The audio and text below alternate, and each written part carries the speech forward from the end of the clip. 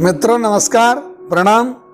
आप सभी लोगों को मैं हंसराज चौधरी, संस्थापक श्री नवग्रह आश्रम सेवा संस्थान मोतीबोर खेड़ा रायला भीलवाड़ा की ओर से आप लोगों को प्रणाम करता हूं।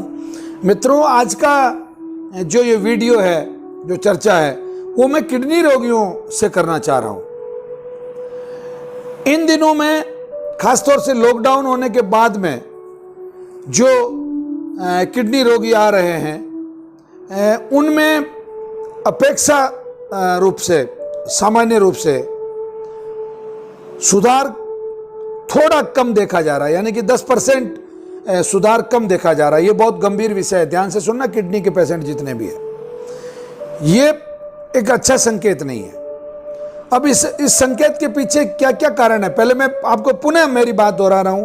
आजकल किडनी पेशेंट जो आ रहे हैं या उनके जो टेलीफोन आ रहे हैं, वो कह रहे हैं साहब हमारे को 10% फायदा कम हो रहा है पहले जो हो रहा था। उदाहरण के लिए, पहले जैसे किसी रोगी का क्रिएटिनिन अगर 10 था तो वो 1 महीने में 3 पॉइंट कम हो रहे थे, मान लो उसका 7 रह रहा था। फिर अगले महीने में 3 कम होके वो मतलब 4 पे आ रहा था। फिर अगले महीने में 3 कम होके वो 1 पे मतलब 1.5 के आसपास आ रहा था। अब हो क्या रहा है उसमें?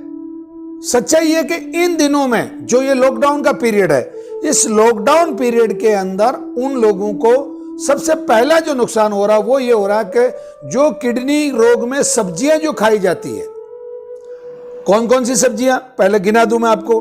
टिंडा है, लौकी है, तरोई है, करेला है, और आपकी ये गलकिया तोरू जिसको घिया तरोई बोलते हैं वो है, काचरी है, यानी कि बेल के लगने वाली जितनी भी सब्जियां, लताओं के लगने वाली, प्लस उसके साथ में वो जो कच्चा पपीता होता है, उस कच्चे पपीते की भी सब्जी खाई जा सकती है, इसमें भी कोई संशय नहीं। तो ये सब्जियां जो है, इनकी जो सप्लाई चेन है वो डिस्टर्ब हो गई।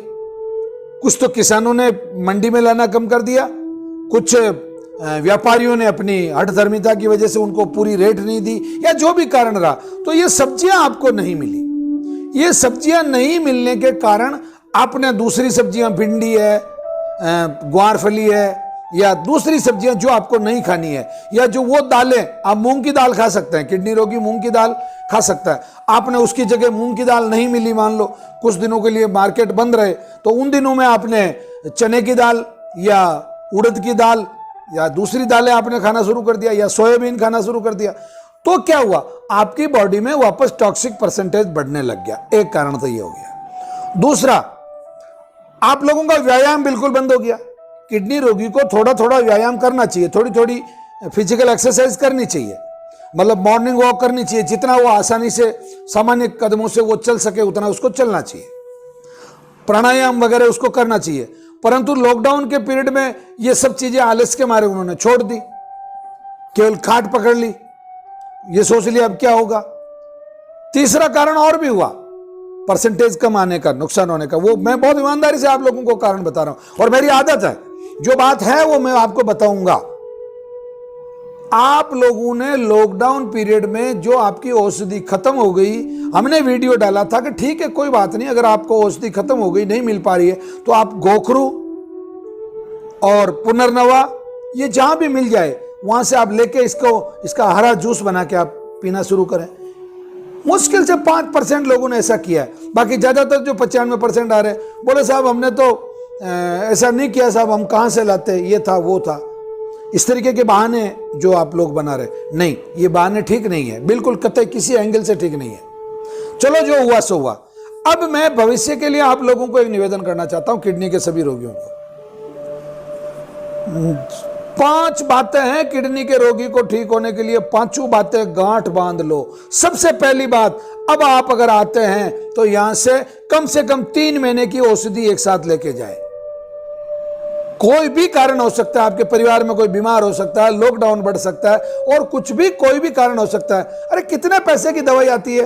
550 रुपए किडनी की दवाई और 550 रुपए का रक्त शोधन, 1100 रुपए की एक्स्ट्रा दवाई। आपके घर में इतना कितना ही कबाड़ पड़ा होगा जो 11 लाख का होगा जिसको आप नहीं बेच रहे, या 11,000 का होगा जिसको आपने यूं ही अपने घर में उसको इकट्ठा कर रखा। ये तो औषधि है, तो 3 महीने की तो औषधि आप अपने घर में रखिए। 1100 रुपए एक्स्ट्रा कोई बहुत बड़ा मायना नहीं रखता।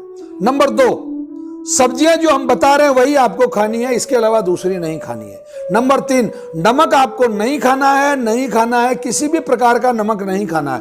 5 दिन में नए रोगी के लिए यह निर्देश है कि 5 दिन में नमक बिल्कुल छोड़ देना है, और पुराने रोगियों को तो नमक की बात ही नहीं करनी, नमक खाना ही नहीं है। जब ठीक हो जाएंगे तो वापस जो मैंने जो छोड़ने का तरीका था, यानी कि आधा ग्राम पर डे जो कम करना था, उसी तरीके से जब आप शुरू करेंगे तो आधा ग्राम आप शुरू कर सकते हैं। और वैसे आप नमक नहीं भी खाते हैं, अगर आपके शरीर में सोडियम की कमी नहीं होती है तो आपको नमक खाना जरूरी नहीं है।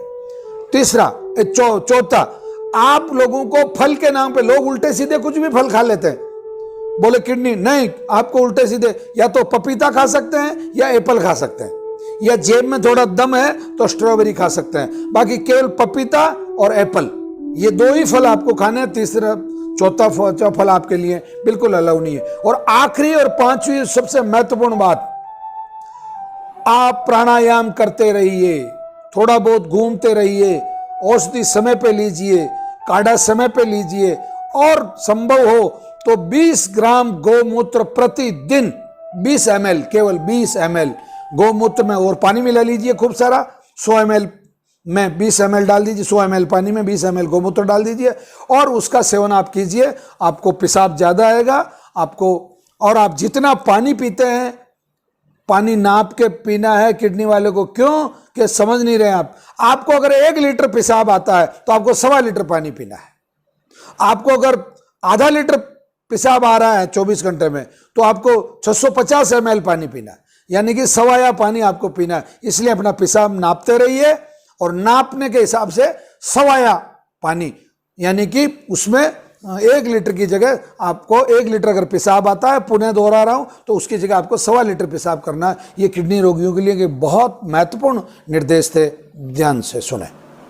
और YouTube चैनल को सब्सक्राइब करें और नोटिफिकेशन है वो ऑन रखें। नमस्कार, प्रणाम, धन्यवाद।